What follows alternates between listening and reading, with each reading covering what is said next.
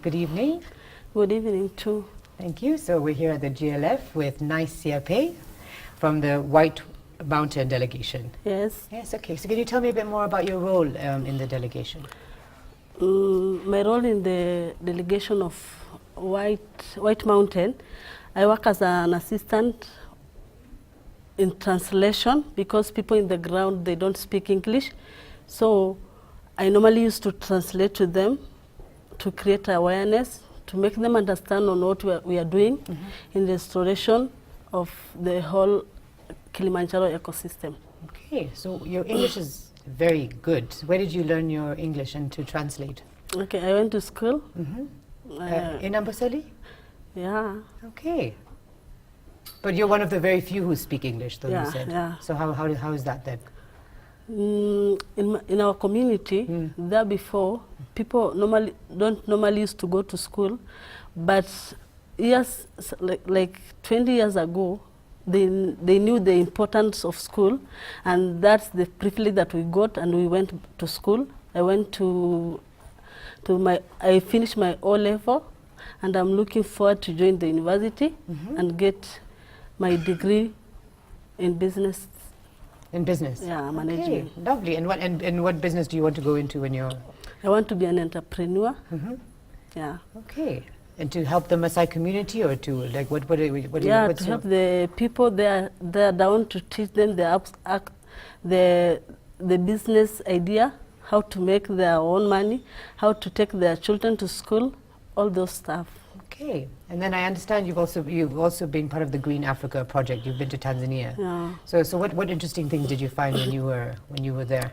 First, when my friend Janice, who is for example, the founder of this initiative, met with Frank, it was during the drought season in Amboseli, very drought, that with the Maasai, because we depend on our livestock, our cattle died. So when she told Frank about the drought in Africa, Frank thought about planting of trees, folder bank for our animals,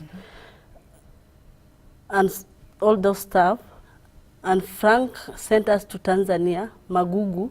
There's a project there, Pachamama Raimi, planting of trees, fruits, folder bank for the animals, timber, and it was a good idea. We saw those plants in Tanzania, that people, like 10 years ago, people in Tanzania, their life standard was so low, but people have improved. They educated their children using the money they get in the project, so it's a very good idea. Very good. And so as things have changed over the years, do you find that women are playing a bigger role when it comes to now land restoration or anything to do with land, like planting food? Are they playing a bigger role now than they were before? Has anything changed? Is it still the same? Or how can you comment on?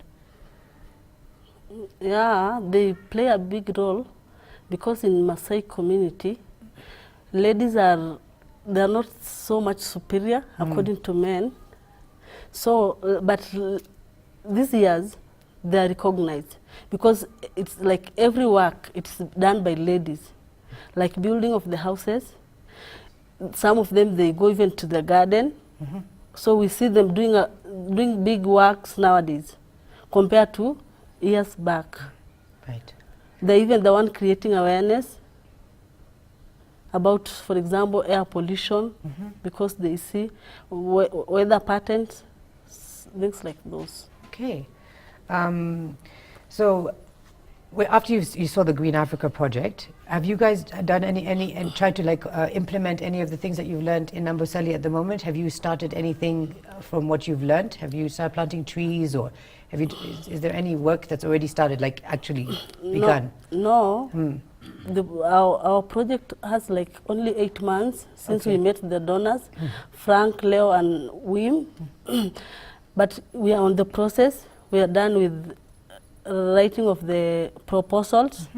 We are creating awareness. We had like several meetings with the Maasai people because where Amboseli is just situated in the national park, so we have the KWS people, they may refuse us to do the project. So we have been having those meetings.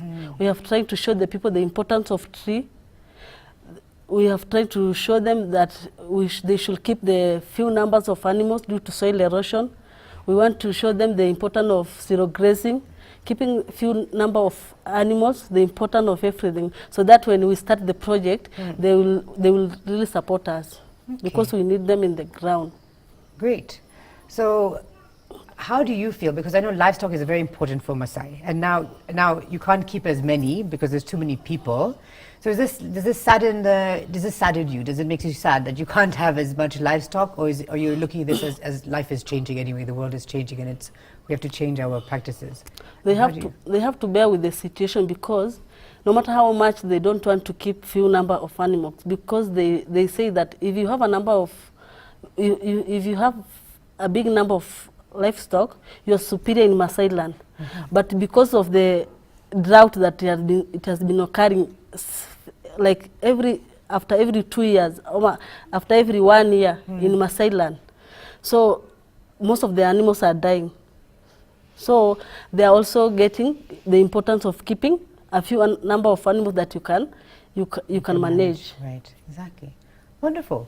Is there anything you want to add that you think is important for the government or leaders or youth or anyone or the world to know about, Okay, maybe if I can add on this, that restoration of the land is very important. Keeping a few number of animals is also very important. Planting of trees is the most important thing that we should all do, because it will give us a very cool environment, very fresh air. It will also change the weather patterns, and it will make life so easier. Okay, wonderful. Well, thank you very much for joining us. Okay. We're very happy to have you here. Okay. And enjoy the rest of the forum. Thank you. Too. Thank you. Thank you. Thank you.